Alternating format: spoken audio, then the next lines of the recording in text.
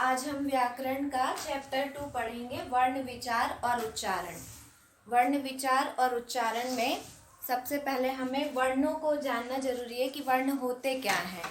तो वर्ण होता है भाषा की सबसे छोटी इकाई जिसके और अधिक टुकड़े नहीं किए जा सकते, वर्ण कहलाती है। जैसे कि अ, आ, ई, इन वर्णों के और अधिक टुकड़े नहीं किए जा सकते, तो ये वर्ण कहलाता है। अब वर्णों के भेद ले लेंगे तो दो प्रकार के होते हैं वर्ण, एक स्वर और एक व्यंजन। स्वर वर्णों में 11 स्वर, उच्चारण की दृष्टि से अगर देखें तो स्वरों की संख्या 11 होती है।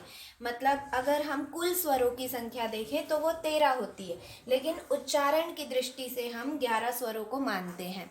तो 11 स्वर कौन कौन से हैं? अ, आ, ई, उ, ऋषि, करी, ए, ओ, अम, आहा, ये हैं 11 स्वर। अब इसमें दो कौन से जुड़ जाते हैं? दो जुड़ जाते हैं, एक अनुस्वार और एक विसर्ग, जैसे कि जिसको हम अम और आहा कहते हैं। तो ये दोनों जुड़ जाने पर क्या हो जाता है? स्वरों की संख्या 13 हो जाती है।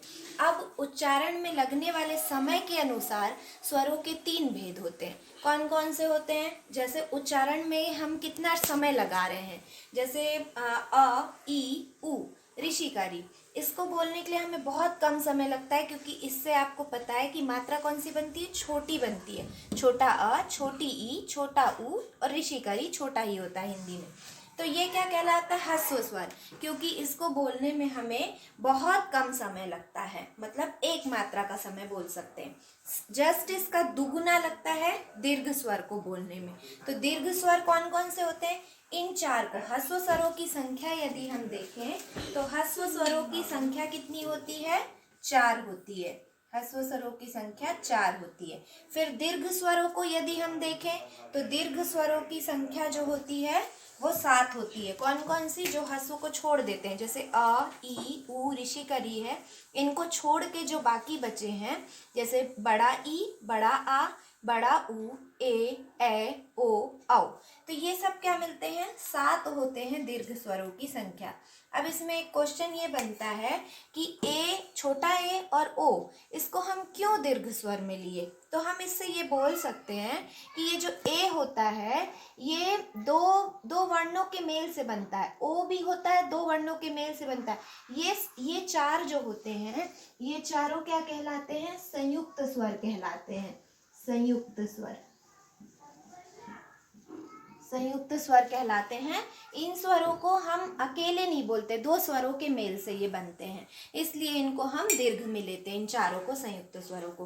तो इस प्रकार से हम देखते हैं दीर्घ स्वरों की संख्या कितनी हो गई? 7 हो गई। और प्लुत स्वर, प्लुत स्वर यानी कि ऐसा शब्द जिसके उच्चारण में बहुत ज्यादा समय लगता है, जैसे ओम, राम, हे, अरे, ऐसे वाले वर्ड जैसे बोलते हैं हे, तो इसमें इस तरीके से, जैसे ओम हम लिखते हैं तो ओ, ऐसा आपने देखा होगा बहुत जगह पे। तो ये 3 बीच में लिखा रहता है हिंदी का, ये इसलिए लिखा रहता है क्योंकि इसको बोलने में 3 गुना समय लगता है। तो ये हो गया हमारा ह्रस्व स्वर और दीर्घ स्वर और प्लुत स्वर। प्लुत स्वर जो होता है उसको हम उच्चारण में बहुत टाइम तक बोलते हैं, इसलिए उसको हम प्लुत स्वर कहते हैं, लंबा खींचना पड़ता है।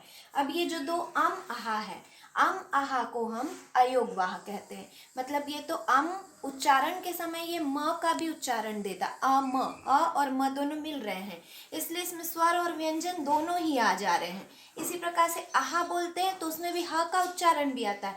जब ये दोनों स्वर को भी और व्यंजन को भी उच्चारित कर रहा है तो इसको हम अयोगवाह में रख दिए। मतलब ना तो ये स्वरों में आ सकता है अच्छे से और ना ही ये व्यंजन में आ सकता है। इसलिए टोटल संख्या कितनी हो गई? 13 हो गई, और बाकी स्वरों की संख्या 11 होती। तो ये आज हमने पढ़ा है स्वर वर्णों की थोड़ी सी पहचान।